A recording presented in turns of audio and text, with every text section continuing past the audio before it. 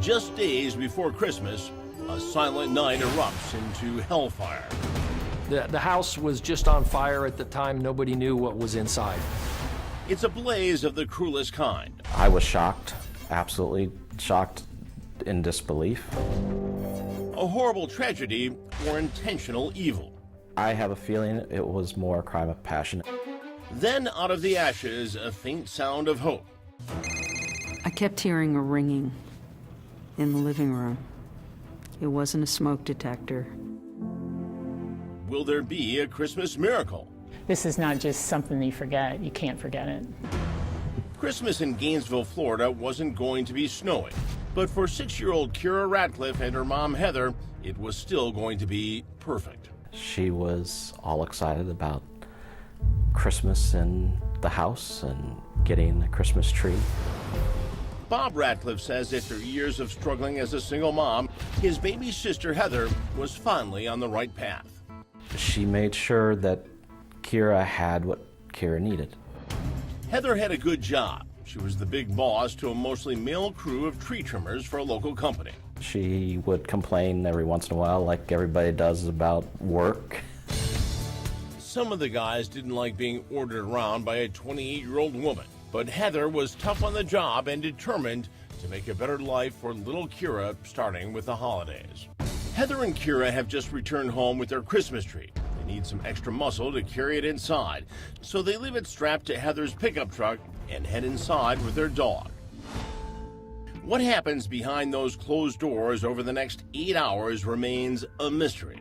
Absolutely no indication that there were problems within her life at all. Around 6:30 in the morning, Heather's neighbor spots raging flames shooting out of Heather's roof and calls for help. Her sister Maria lives a mile away and woke up to the sirens. I knew something right there and then, that something was wrong.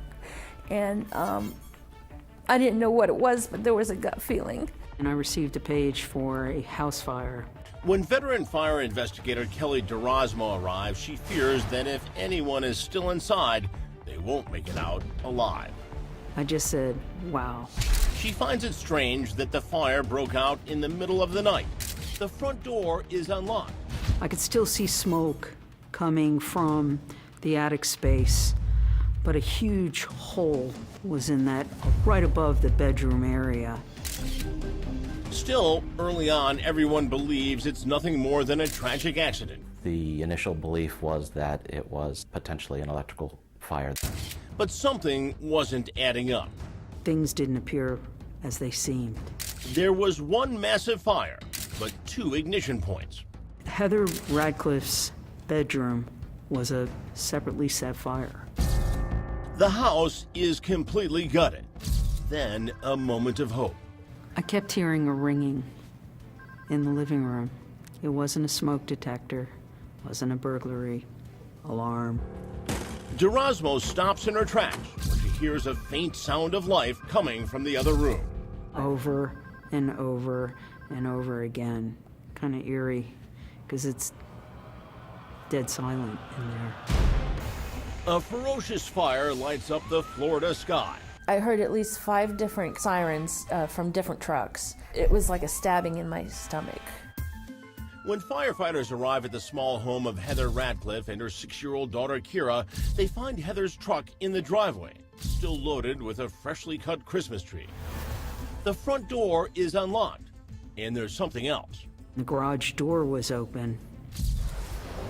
Fire investigator Kelly DeRosmo can only hope Heather and little Kira somehow escaped the inferno. We had a pretty complex scene. But as the final flame is extinguished, there's no sign of Heather, Kira, or the family dog, Kama. There was soot and fire burnt everywhere. At first, Bob Radcliffe, Heather's brother, says the family believes it's simply a tragic but accidental house fire triggered by a faulty ceiling fan. I was not suspicious at all. But Inspector DeRosmo knows immediately this was no accident. The fire started in 2 different spots. The first ignition point, Heather's mattress. The second and more volatile set in Kira's bedroom. Obviously, by using an accelerant in conjunction with a cigarette a match.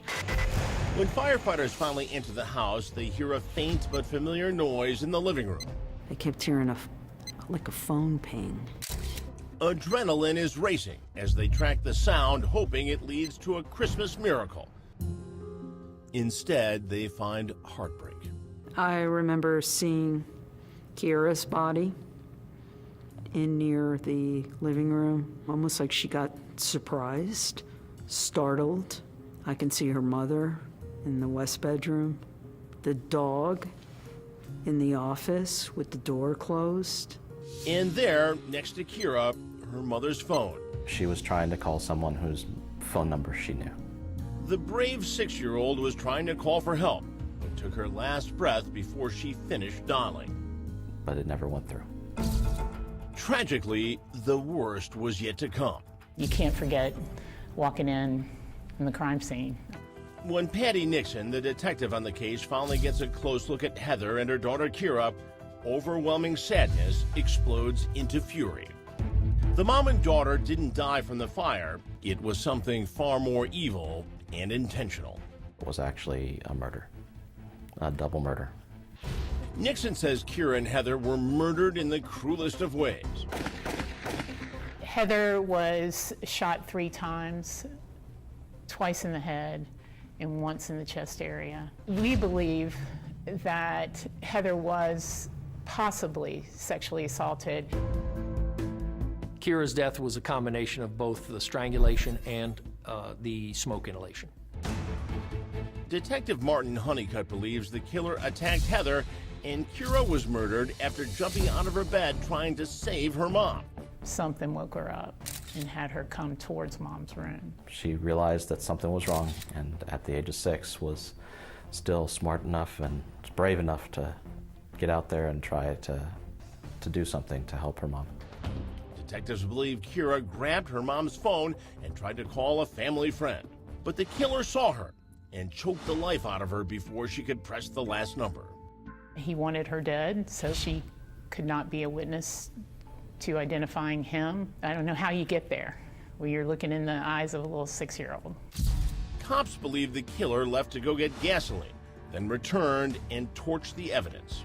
I can't, even today, be able to imagine why someone or how somebody could do such a terrible thing. The rage, the person became a monster at that point in time. But finding this monster proves to be a daunting task for the Gainesville police. There was about a little over 6 hours of a time frame that we don't know what occurred within the house. And unfortunately, all the fingerprints burned away. And any DNA? All up in flames. I do think the fire complicated the case, so you have to go back to old school policing and you really have to just start knocking on doors. The police wonder if the young mom actually knew her killer and willingly opened it.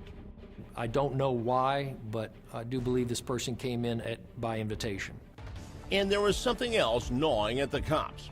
The dog's location within the house when the dog died was something that led me to believe that this person was in the residence by invitation. Normally, Heather let Kama run free inside the house and only shut the dog in the office if company was coming over. So who was Heather expecting? I can't think of anybody that would have wanted to have harmed either of them.